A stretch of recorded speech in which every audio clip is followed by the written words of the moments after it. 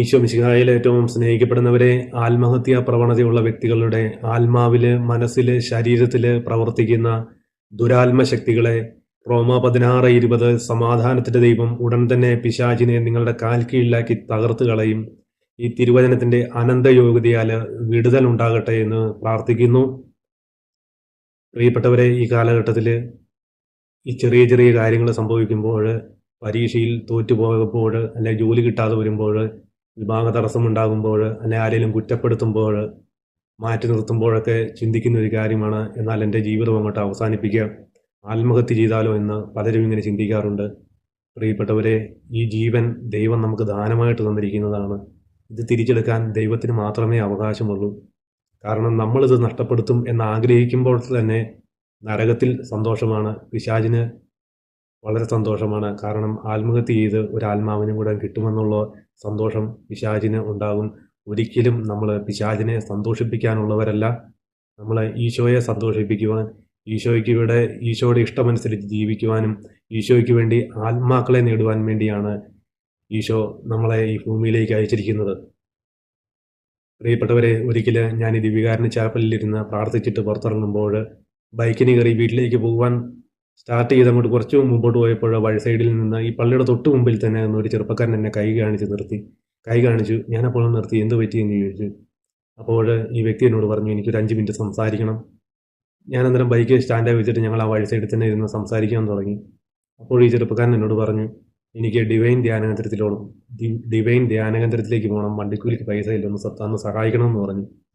അപ്പം ഞാൻ പറഞ്ഞു, അത് കുഴപ്പമില്ല, ഞാൻ തന്ന് സഹായിക്കാമെന്ന് പറഞ്ഞപ്പോൾ ഈ ചെറുപ്പക്കാരൻ എന്നോട് പറഞ്ഞു, എനിക്ക് കുറച്ച് കാര്യങ്ങളൊന്ന് പങ്കുവെക്കാനുണ്ട്. കാരണം ചേട്ടൻ ഇപ്പം പള്ളിയിൽ നിന്ന് ഇറങ്ങി വരുന്ന കണ്ടു, അന്നേരം പ്രാർത്ഥിച്ചിട്ട് ഇറങ്ങി വരുന്നതാണല്ലോ, അതുകൊണ്ട് എനിക്ക് ആരോടെങ്കിലും എൻ്റെ ഉള്ളിലുള്ളൊരു വിഷമം ഒന്ന് തുറന്നു പറയണം, അതുകൊണ്ടാണ് ഞാൻ പറയുന്നത്. ഞാൻ പറഞ്ഞു, ഒരു കുഴപ്പമില്ല, എത്ര നേരം വേണേലും ഞാൻ നിൽക്കാം, നമുക്ക് സംസാരിക്കാമെന്ന് പറഞ്ഞപ്പോൾ പരിശുദ്ധാത്മാവ് എന്നോട് പറഞ്ഞു, ഈ വ്യക്തിയുടെ ബാഗിൽ ഒരു സാധനം വെച്ചിട്ടുണ്ട്, അതെടുത്ത് കളയാൻ പറഞ്ഞു.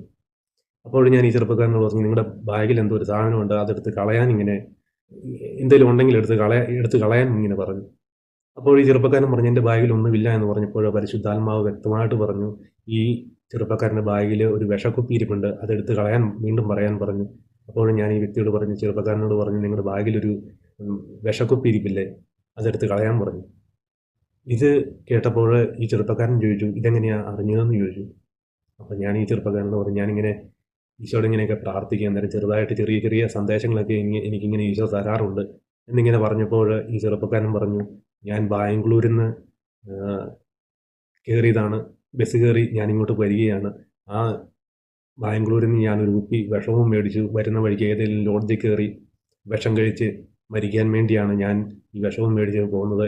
എന്നാൽ ഓരോ സ്ഥലത്ത് ബസ് ഇറങ്ങുമ്പോഴും എൻ്റെ ഉള്ളിലിരുന്ന് ആരും ഇങ്ങനെ പറയും, നീ മുൻപോട്ട് പോകും എന്നിങ്ങനെ പറയുന്നത് കൊണ്ട് ഞാനിങ്ങനെ യാത്ര ചെയ്ത് ഞാനിപ്പോൾ ഈ പാലായിൽ ഈ പള്ളിയുടെ ഫ്രണ്ടിൽ വന്നപ്പോഴാണ് എൻ്റെ ഉള്ളിൽ ഇങ്ങനെ ഒരു തോന്നൽ വരുന്നത്, ഈ വ്യക്തിയോട് സംസാരിക്കണം എന്ന് പറഞ്ഞ് ഞാനിങ്ങനെ ചേട്ടനെ കൈ കാണിച്ച് നിർത്തുന്നതെന്ന് പറഞ്ഞു. പ്രിയപ്പെട്ടവരെ, ഒരു കാര്യം ഞാൻ നിങ്ങളോട് പറയുകയാണ്. ഈ ആത്മഹത്യ ചെയ്യാനിരിക്കുന്ന വ്യക്തിയുടെ ഉള്ളിലിരുന്ന് ഈ വ്യക്തിയോട് മുൻപോട്ട് പോകൂ എന്ന് പറഞ്ഞത് പരിശുദ്ധാത്മാവാണ്. കാരണം പലരും പറയാറുണ്ട്, ഞാൻ പാപം ചെയ്തുകൊണ്ടിരിക്കുമ്പോൾ, അല്ല പാപത്തിലാണ്, അതുകൊണ്ട് എന്നോട് പരിശുദ്ധാത്മാവ് സംസാരിക്കത്തില്ല എന്നൊക്കെ പലരും പറയാറുണ്ട്. പ്രിയപ്പെട്ടവരെ, ഈ ചെറുപ്പക്കാരൻ ആത്മഹത്യ ചെയ്യണം എന്ന് ചിന്തിച്ചുകൊണ്ടിരിക്കുമ്പോഴാണ് ഉള്ളിൽ ഇങ്ങനെ പരിശുദ്ധാത്മാവിൻ്റെ തോന്നലുകൾ, പരിശുദ്ധാത്മാവ് ഇങ്ങനെ ഈ വ്യക്തിയോട് സംസാരിച്ചുകൊണ്ടിരുന്നത്. എന്നിട്ട് ഞാൻ ഈ ചെറുപ്പക്കാരന് വേണ്ടി പ്രാർത്ഥിച്ചു കഴിഞ്ഞപ്പോൾ ഈ ചെറുപ്പക്കാരൻ എന്നോട് പറഞ്ഞു,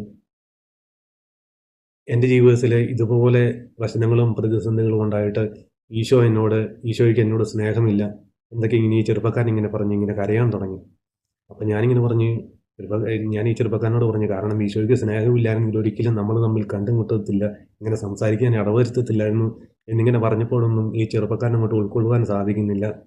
ഇത് കണ്ടപ്പോൾ എനിക്കും ഭയങ്കര സങ്കടമായി. ഞാനൊരു ഈശോയോട് പറഞ്ഞു, ഈശോ, ഈ ചെറുപ്പക്കാരനെ എങ്ങനെയെങ്കിലും നേടുവാൻ വേണ്ടി എന്തെങ്കിലും എനിക്കൊരു സന്ദേശം തരണമെന്ന് പറഞ്ഞപ്പോൾ ഈശോ എനിക്കൊരു സന്ദേശം തന്നു. ഞാൻ ഈ ചെറുപ്പക്കാരനോട് ഇത് പറഞ്ഞു കഴിഞ്ഞപ്പോൾ ഈ ചെറുപ്പക്കാരൻ ചോദിച്ചു, ഇതെങ്ങനെയാണ് അറിഞ്ഞതെന്ന് ചോദിച്ചു. കാരണം ഈ ചെറുപ്പക്കാരൻ്റെ ജീവിതത്തിൽ ഈ ചെറുപ്പക്കാരന് മാത്രം അറിയാവുന്ന ഒരു കാര്യമാണ്.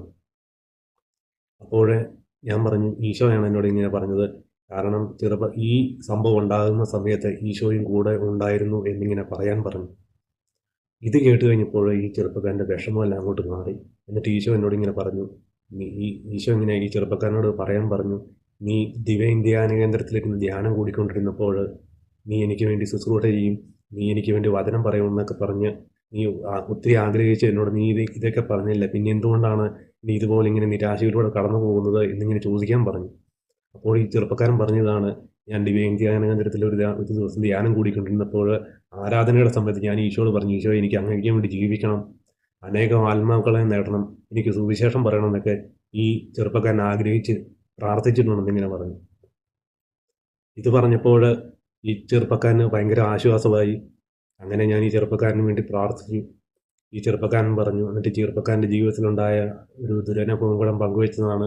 ഈ ചെറുപ്പക്കാരൻ്റെ അമ്മ ചെറുപ്പത്തിൽ മരിച്ചുപോയി.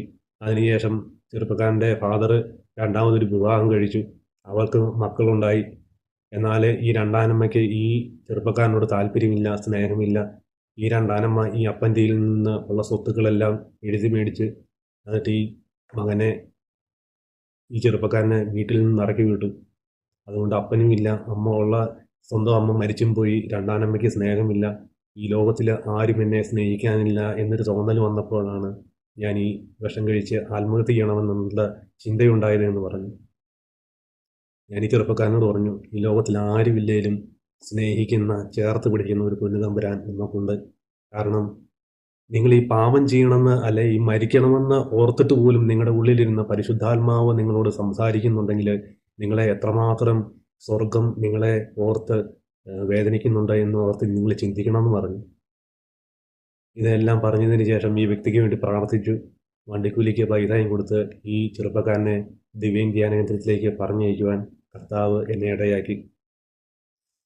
പ്രിയപ്പെട്ടവരെ, ഞാനിത് പറയുമ്പോൾ ഈ കാലഘട്ടത്തിൽ ഈ കുഞ്ഞു കുഞ്ഞു കാര്യങ്ങളൊക്കെ വരുമ്പോൾ ആത്മഹത്യ ചെയ്യാനൊക്കെ ഇരിക്കുന്ന വ്യക്തികളുണ്ട്. അല്ലെങ്കിൽ ചിലരൊക്കെ ഈ ആത്മഹത്യ ചെയ്യാൻ വേണ്ടിയൊക്കെ ചിന്തിച്ച് ആത്മഹത്യ പ്രേരണയിലൂടെ കടന്നു പോയിട്ട് മാനസാന്തരപ്പെട്ട് ഈശോയിലേക്ക് വന്ന വ്യക്തികളൊക്കെ കാണും. അല്ലെങ്കിൽ പാപമൊക്കെ ചെയ്തിട്ട് ഈശോയിലേക്ക് വീണ്ടും വന്നതിന് ശേഷം ചിലരുടെ ഉള്ളിലേക്കുള്ളൊരു ചിന്താഗതിയാണ്, പരിശുദ്ധാത്മാവ് എന്നോട് സംസാരിക്കത്തില്ല, അല്ലെ പരിശുദ്ധാത്മാവിൻ്റെ കൃപ എന്നിൽ പ്രവർത്തിക്കത്തില്ല എന്നൊക്കെ ഇങ്ങനെ പലരും ചിന്തിക്കാറുണ്ട്. പ്രിയപ്പെട്ടവരെ, ഞാൻ ഇങ്ങനെ ചിന്തിക്കുന്ന ആരെങ്കിലും ഉണ്ടെങ്കിൽ ഞാൻ പറയുകയാണ്, ഈ ചെറുപ്പക്കാരൻ ബാംഗ്ലൂരിൽ നിന്ന് ആത്മഹത്യ ചെയ്യാൻ വേണ്ടി വിഷം കഴിച്ചുകൊണ്ട് ഓരോ ലോഡ്ജിലൊക്കെ കയറുവാൻ വേണ്ടി തുടങ്ങുമ്പോൾ ഈ വ്യക്തിയുടെ ഉള്ളിലിരുന്ന പരിശുദ്ധാത്മാവാണ് ഈ പ്രചോദനം കൊടുത്തുകൊണ്ടിരിക്കുന്നത്, മുൻപോട്ട് പോകൂ എന്ന പ്രയോജനം കൊടുത്തുകൊണ്ടിരുന്നത്. പ്രിയപ്പെട്ടവരെ, നമ്മളിതുപോലെയൊക്കെ അവസ്ഥകളിലൂടെ കടന്നു പോയിട്ട് ഈശോയിലേക്ക് വീണ്ടും കടന്നു വന്നിട്ട് ഒരിക്കലും നമ്മുടെ ഉള്ളിലെ ഇതുപോലെ കൃപകൾ പ്രവർത്തിക്കത്തില്ല, അല്ലെ പരിശുദ്ധാത്മാവിൻ്റെ സ്വരം കേൾക്കുവാൻ സാധിക്കത്തില്ല എന്നൊക്കെ ആരെങ്കിലും പറയുകയോ അങ്ങനെ കേൾക്കുകയൊക്കെ ചെയ്തിട്ടുണ്ടെങ്കിൽ അങ്ങനെ ഒരിക്കലും ചിന്തിക്കരുത്. നമ്മുടെ ഉള്ളിൽ മാമോദീസായിലൂടെ പരിശുദ്ധാത്മാവ് വസിക്കുന്നുണ്ട്, എപ്പോഴും നമ്മളോട് സംസാരിച്ചു കൊണ്ടിരിക്കുന്ന പരിശുദ്ധാത്മാവാണ്. പ്രിയപ്പെട്ടവരെ, നമ്മൾ സുവിശേഷത്തിൽ ധൂർത്തപുത്രനെ കാണുന്നുണ്ട്. ഈ ധൂർത്തപുത്രൻ 1 തൊട്ട് 10 വരെയുള്ള സകല പ്രമാണ ലംഘനങ്ങളും നടത്തി പിതാവിൽ നിന്ന് അകന്നുപോയ ആ മകൻ തെറ്റുപറ്റി എന്ന് പറഞ്ഞ് തിരിച്ച് പിതാവിലേക്ക് തിരിച്ചു വരുമ്പോൾ ചേർത്ത് പിടിക്കുന്ന ആ ഒരു പിതാവ്. പ്രിയപ്പെട്ടവരെ, നമ്മുടെ കർത്താവ് ഈ ചെറിയവരിൽ ഒരുവൻ പോലും നഷ്ടപ്പെട്ടു പോകാൻ ആഗ്രഹിക്കാത്ത നമ്മുടെ ഈശോ നീതിമാന്മാരെ വിളിക്കാനല്ല, ഞാൻ പാപികളെ വിളിക്കാൻ വേണ്ടിയാണ് എന്ന് പറഞ്ഞ ഈശോ ഒരിക്കൽ വിശുദ്ധ ഫൗസ്റ്റീനാമ്മയോട് ഇങ്ങനെ പറഞ്ഞിട്ടുണ്ട്. ഫൗസ്റ്റീനായുടെ ഡയറക്കുറിപ്പിലുള്ള ഒരു വാചകമാണ്, ഈ ലോകത്തിലെ ഏറ്റവും വലിയ പാപിയിലേക്കാണ് എൻ്റെ കരുണ ഒഴുകുന്നതെന്ന്.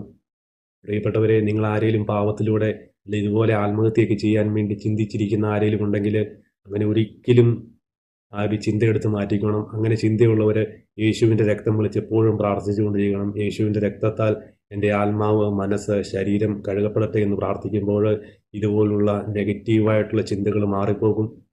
ഇതുപോലെ ആരെങ്കിലും ആത്മഹത്യ ചെയ്യാൻ വേണ്ടിയൊക്കെ ശ്രമിച്ചിട്ട് ഈശോയിലേക്ക് തിരിച്ചു വന്നവരാരെങ്കിലും ചിന്തിക്കുന്നുണ്ടാവും, എൻ്റെ ഉള്ളിലെ പരിശുദ്ധാത്മാവ് എന്നോട് സംസാരിക്കത്തില്ല, ഈശോയ്ക്ക് എന്നോട് സ്നേഹമില്ല എന്ന് ആരെങ്കിലും ചിന്തിക്കുന്നുണ്ടവർ ഒരിക്കലും അങ്ങനെ ചിന്തിക്കരുത്.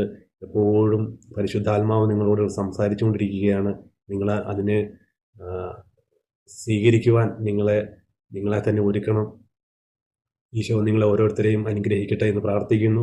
പരിശുദ്ധ അമ്മ മാതാവിൻ്റെ മാധ്യസ്ഥവും വിശുദ്ധ മിഖായേൽ ദൂതൻ്റെ സംരക്ഷണവും എപ്പോഴും നിങ്ങളോട് കൂടി ഉണ്ടായിരിക്കട്ടെ. Ave Maria, praise the Lord, hallelujah.